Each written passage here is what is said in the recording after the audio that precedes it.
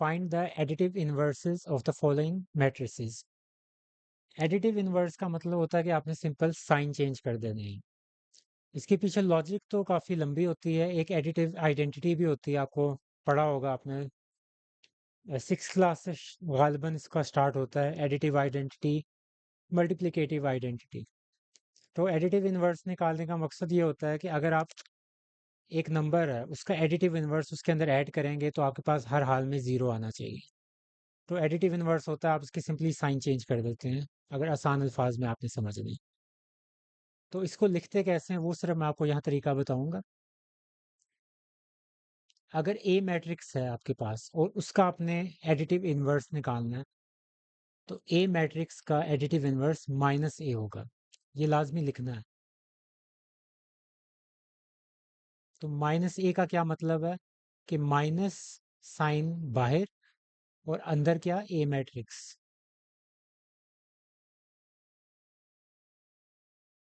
तो इससे होगा क्या, ये नेगेटिव साइन हर वैल्यू के साथ मल्टीप्लाई होगा।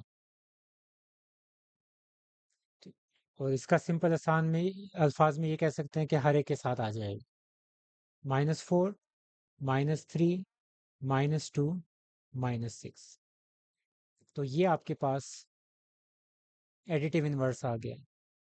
दो चीज़ें होती हैं, एक होता है नेगेटिव ऑफ अ मैट्रिक्स और एक एडिटिव इनवर्स है।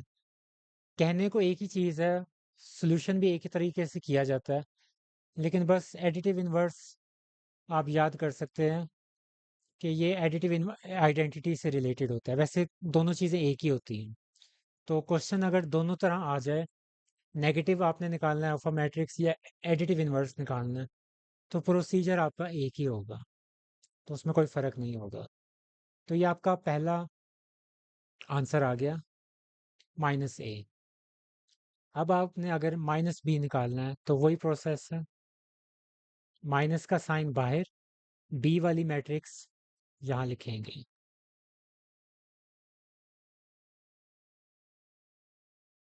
ये शॉर्ट क्वेश्चंस के लिए इंपॉर्टेंट है या एमसीक्यूज के लिए। नेगेटिव साइन सबके साथ आ जाए।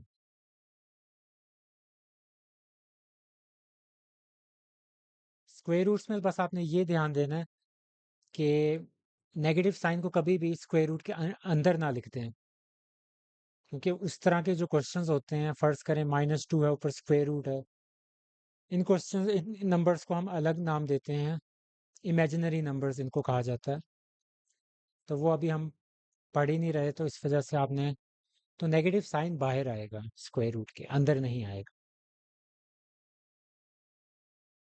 इसी तरह सी का, ये मुझे लिखने की मुझे नहीं लगता ज़रूरत है, आप बल्कि देख के यहीं से बता सकते हैं। सी का क्या होगा, साइन आपने उल्ट कर देने हैं। ये उससे भी मैं आसान अल्फाज में बता रहा हूँ कि साइंस आपने उल्ट कर देने हैं। अगर 1 आ रहा है तो -1 हो जाएगा। अब इसका यहाँ देख लें, -c। 1 आ रहा है तो क्या हो जाएगा, -1। -7 आ रहा है तो क्या हो जाएगा, खाली 7। और 4 आ रहा है तो क्या हो जाएगा, -4। अगर नेगेटिव साइन आ रहा है साथ माइनस का तो आप हटा देंगे, अगर नहीं लगा हुआ नंबर के साथ तो आप लगा देंगे। तो ये आपका हो जाता है नेगेटिव ऑफ अ या additive inverse of a matrix. इसी तरह बड़ी आसानी से हम ये -d भी निकाल सकते हैं। 1 है तो -1 हो जाएगा। ज़ीरो का सिर्फ एक चीज़ याद रखनी है कि ज़ीरो आपके पास न्यूट्रल नंबर होता है, it is neither positive nor negative. तो ये ज़ीरो हमेशा ज़ीरो ही रहता है, यहाँ भी यहाँ भी। -2 होगा तो 2 हो गया, 3 है तो -3, 4 है तो -4, 2 है तो -2, -1 है तो 1 और -3 है तो 3। तो ये अब ये भी आपके पास सॉल्व हो गया। आखिरी रह गया पार्ट ई वाला। तो -e क्या हो जाएगा, 2 है तो -2, 5 है तो -5 और -3 है तो +3। ये एक बात याद रखें कि ये मैंने क्विक सॉल्यूशंस किए हैं। ओरिजिनली अगर आपने सॉल्यूशन निकालने हैं तो आप जिस तरह मैंने ए और बी पार्ट में किया था, आप वैसे ही लिख के करेंगे। लेकिन आंसर्स कैसे निकालने हैं जल्दी वो ये मैंने आपको वो बताया इन 3 पार्ट्स में।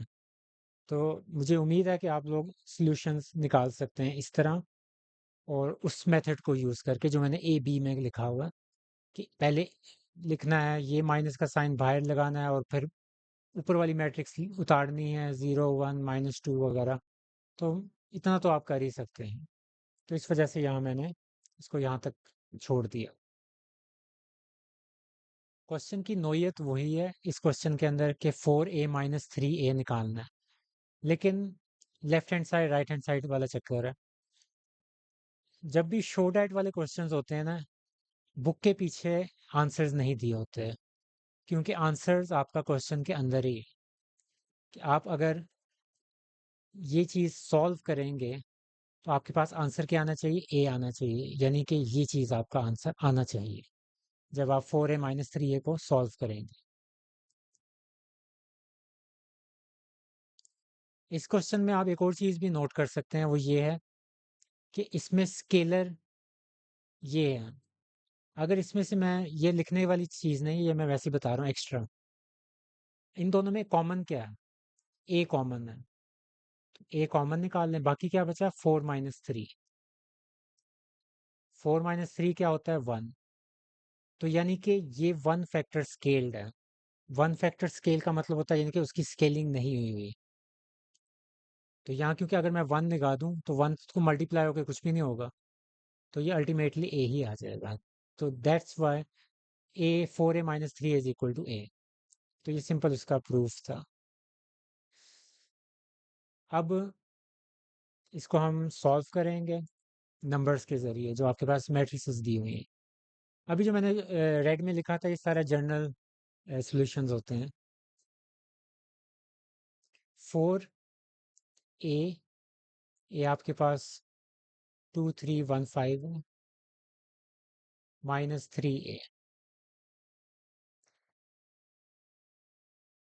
पहला पार्ट रिलेटेड ही ए मैट्रिक्स के साथ है, तो इस वजह से हम ए को ही यूज़ कर रहे हैं।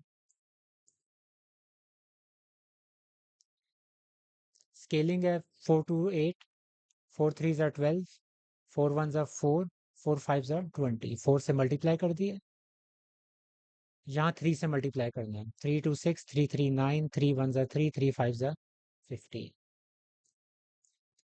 अब आगे सब्ट्रैक्शन होनी है तो सब्ट्रैक्ट कर दें। 8 -2, 8 -6, 12 -9। फिर नीचे 4 -3, 20 -15।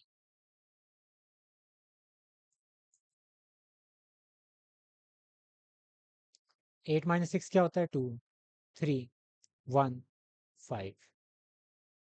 अब 2 3 1 5 क्या बनता है, आपकी ए मैट्रिक्स है 2 3 1 5। तो इसको मैं ऐसे स्टार्ट करूंगा, यहाँ आप लिख सकते हैं कि आपकी लेफ्ट हैंड साइड ये है।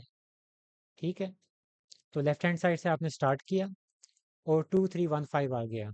ये आपके पास क्या है ए, और ए आपके पास क्या है राइट हैंड साइड। तो लेफ्ट हैंड साइड से स्टार्ट किया तो आपका आंसर राइट हैंड साइड के बराबर आ गया जो कि ए है। ये सही क्वेश्चन है जिसके अंदर लेफ्ट हैंड साइड को आपने अलग से सॉल्व करना है और राइट हैंड साइड को अलग से सॉल्व करनी है। तो सबसे पहले लेफ्ट हैंड साइड आपके पास क्या दी हुई है, 3b - 3a।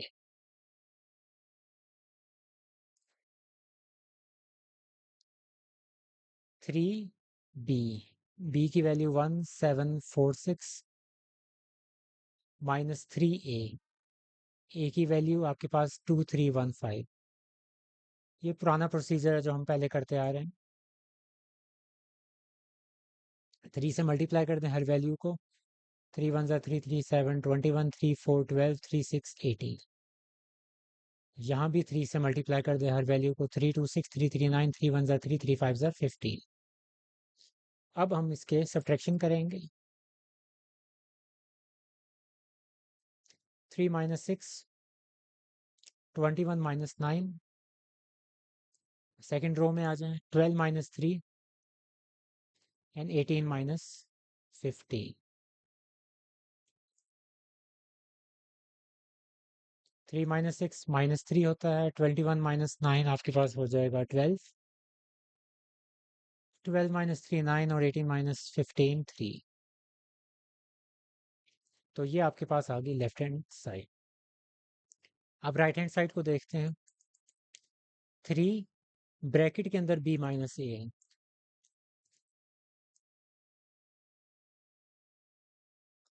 3 और ब्रैकेट के अंदर b माइनस ए। तो इसको हम कैसे सॉल्व करेंगे? 3 बाहर है, फिर आपके पास ये वाला ब्रैकेट आएगा जो इन्होंने यहाँ लगाया हुआ है ना, वही आएगा। क्योंकि मैट्रिक्स का जो ब्रैकेट होता है वो आपके पास होता है स्क्वायर ब्रैकेट, तो उससे डिफ्रेंशिएट करने के लिए यहाँ इन्होंने ये वाले ब्रैकेट्स यूज किए हुए हैं, तो आप यही लगाएंगे राउंड ब्रैकेट्स। b माइनस ए 1746 पहले आएगा,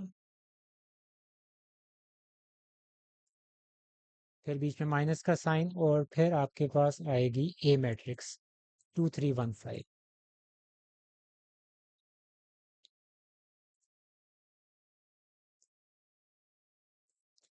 उस लेफ्ट हैंड साइड में क्या हुआ था कि मल्टीप्लिकेशन पहले हुई थी, सब्ट्रैक्शन बाद में हुई थी।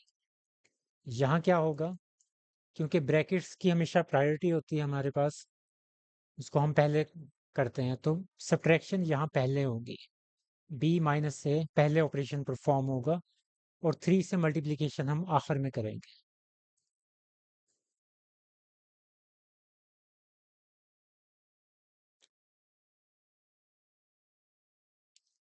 अब क्योंकि हम ऑपरेशन परफॉर्म करना स्टार्ट कर चुके हैं, तो आपके ये जो ब्रैकेट्स हैं ये रिमूव हो जाएंगे।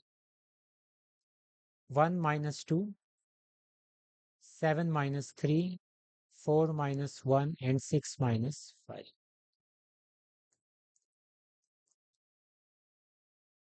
इस 3 को मैं थोड़ा साथ लिख देता हूँ ताकि पता चले कि हमने इसको अभी मल्टीप्लाई करना है।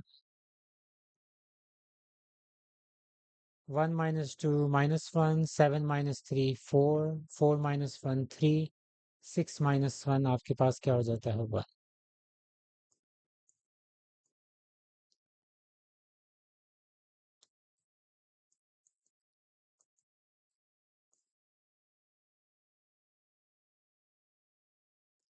अब मल्टीप्लिकेशन करते हैं। 3 multiply by -1 -3, 3 multiply by 4 12, 3 multiply by 3 9 और 3 मल्टीप्लाई बाय 1 3। तो ये आपके पास कौन सी है? राइट हैंड साइड है।